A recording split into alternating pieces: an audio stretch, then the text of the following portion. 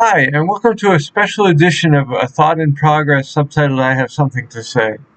It's a special edition because I haven't posted in quite a while, and I just felt like I had an idea and thought I'd share it. Um, uh, it's going to be a talk or a short video on the idea of reification. What is reification? What does it mean to reify something?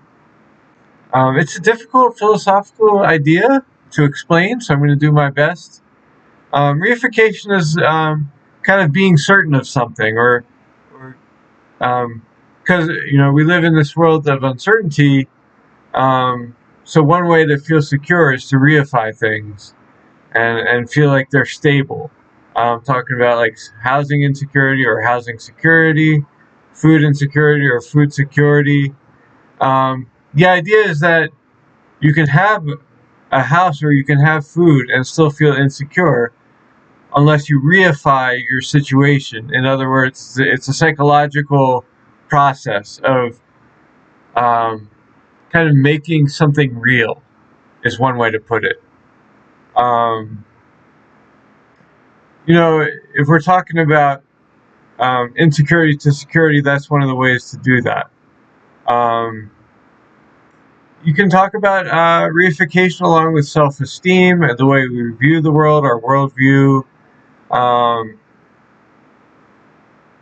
if it's if you because time and space are kind of on a continuum and are not real things. But if we reify them in our minds, then they become real. There's some good things about reification, and then there's some bad things, as the Buddha would have said.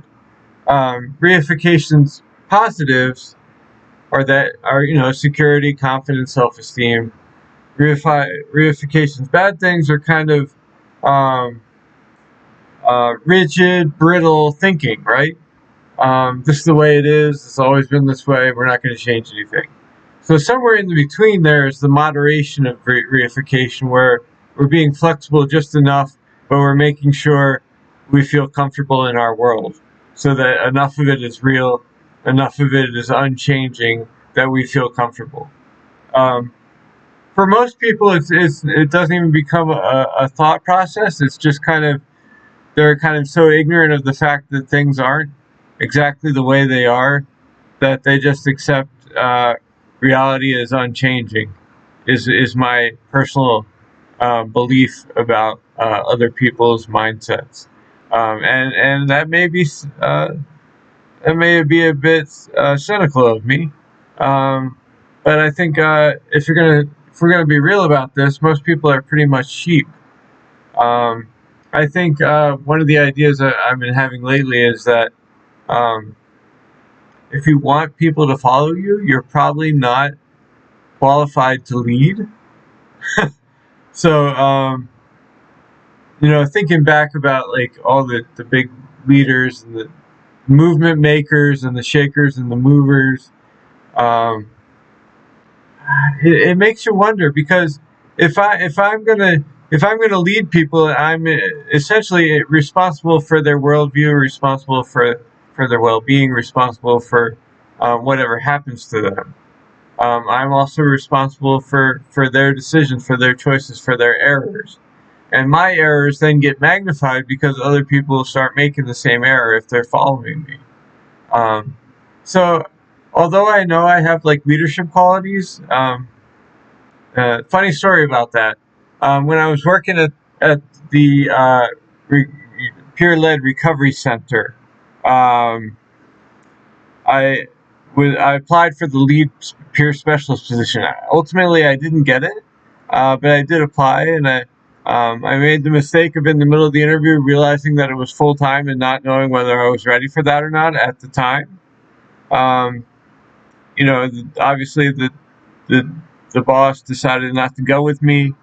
Um, didn't really like my leadership style, and then in my for my I gave them the 2 weeks notice, which is the first time I've done that. I'm very proud of being responsible enough to figure that out, how to write that letter, turn it in, and that was a good moment for me because I did things the right way, which I had not done in my working life previous. But at the going away pizza party, I'm shaking hands, I'm saying goodbyes, and my boss, who would be murdered maybe couple months after that by her son, unfortunately, um, shakes my hand and tells me, "You know what? You would have made a good leader, or you are a good leader," which is exactly opposite of what she said during my interview for the lead position. Um, Thankfully, I was benevolent enough and graceful enough to kind of look past that. I didn't reify that moment. I didn't say, this is reality and get all upset. I kind of gave her some grace, gave her some room to kind of benefit of the doubt, make that, if she wants to make that error, that's fine. It's not going to affect me. That's what we're talking about with reification. Um, and it's hard because we don't want to take things as they are. We want to paint a pretty picture and delude ourselves. And there are some good things about that. Sometimes we need to delude ourselves just to survive. But to a degree, we all delude ourselves to a certain degree. We have to, otherwise we'd be paralyzed with anxieties and fear of death and fear of different things. So we need to delude ourselves to a certain degree, which is part of the reification process. Um, but we also need to figure out, okay, how do I live in this moment? And I've been working a lot on that lately, and it's really helped with my anxiety. Sometimes it's just a matter of, okay, I need to be in that space. Let me make sure I'm in that space and let things take care of themselves once I get there. And I've been using that a lot at work, to be honest. Um, and that was I may have mentioned this before. That was good advice from my younger brother, telling me, sometimes to deal with anxiety, you just show up. You live in the moment. You take it a day at a time. You take it a thing at a time. Um, so, um, where was I going? Yeah, going back to the idea of leadership. Um, you know, it makes you go. It makes you go back and wonder. Well, you know, what did Jesus reify? What was he? What made him think he could be a leader and feel confident enough in picking his disciples? You know, I'm a religious person, so that's where I'm going to kind of go with a lot of these videos. Um, but just thinking about, what gave him the guts, and I don't think it's a far reach there because he's God. To me, he's God. I don't know what other people see him as a prophet or whatever, but to me, Jesus is God. And I use the word is on purpose because Jesus is alive. He is coming back. And even if he wasn't, I still believe in his message. And even if he doesn't, I still believe his message is important enough for me to follow him and to become a leader in the same vernacular, if you will, that Jesus did. That is the Christian calling. Recently, I kind of I really thought about becoming a pastor and whether or not that was a call for me. Um, I was at a church function near where I grew up a long time ago, where I lived with my parents for a very short time when I was very, very young. They had a synod meeting, synod assembly meeting out there in Telford at a church that was probably 5 minutes away from where my parents I used to live. So very interesting, very beautiful area. There's It's always a shock when I leave the city because I live in urban Philadelphia. When I leave the city and there's so much green, it's always very much a shock to me. Um, but this Synod Assembly was so moving. It was so amazing. Such a feeling of community. Um, and we're talking about leadership. So what better leadership than in the church, being in the church, being a leader, going back to Christ as well, making his disciples. Um, but I was like, I want more of this feeling. I want more of this community feeling. And I gave some serious thought, very, very serious thought to becoming a pastor myself, just because partially, it's there's a shortage of pastors, and I know the church might be dying in some ways. Probably transforming is a better way to put that. Transitioning into a different, more modern church. Um, Yeah, I mean that's a given. Uh, but I then thought about it, and I had some moments back at work since I work in behavioral health as a peer specialist, I had some moments where I was just like, you know what, this has got to be my calling to be in behavioral health as a peer specialist. Part of the reason I came to that conclusion because I prayed about it, and believe it or not, in answer to my prayer, some of the people that I serve some of the people I have the privilege of serving used words like testimony and calling when talking about what I was doing. So I will hold that up to God as answer to my prayer. And I will continue in behavioral health. I will try and get an LCSW eventually within years. Um, if my uh, if my student loans ever get forgiven, which is kind of a long shot, even though I'm doing all the paperwork I need to do, I'll do some more paperwork on that in August when it's available. Right now, my loans are very manageable. I think I pay $4 a month because I recently consolidated. I'm very proud of this. That's why I'm sharing it.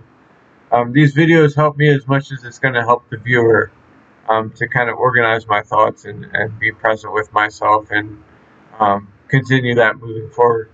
But I consolidated all my loans and moved them to loans that could be forgiven, and got on a payment plan that brought all those loans down to $0 a month. I'm very proud of managing my life pretty well right now, adulting as they say. Um, but I want to get back. I want to get back to Jesus and his leadership style. Um, Jesus.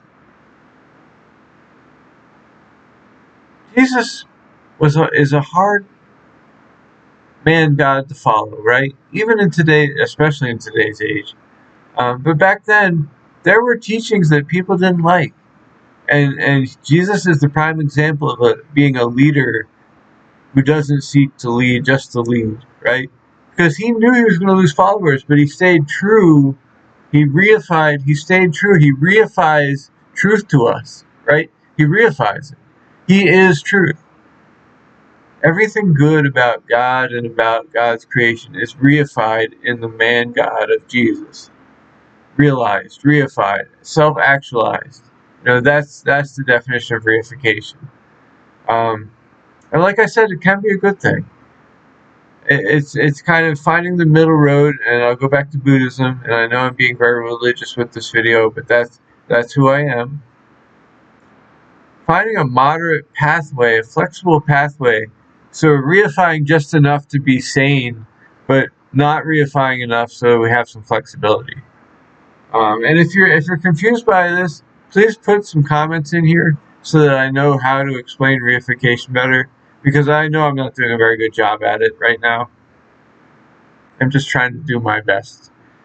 Um, so thanks for watching, um, and please subscribe to this channel and buy my books. I'm still working on it. There's installments 1 and 2 are available right now. Blockhead and its sequel are available right now. I think the sequel is called Renewal. I'm working on the third installment and putting all 3 installments together in a paperback. So look for that within the next 5 years. I know. I'm not devoting time to it like I should. For those of you who are waiting, if there is a category of people waiting for my writings, and you can probably find me if you want to find me live in person sharing some of my writing. Any open mic night in the city, you might be able to find me at. Oftentimes, you can find me at the Fallser Club in East Falls, or at my church. There's an open mic at my church every month on 5th and Nedro.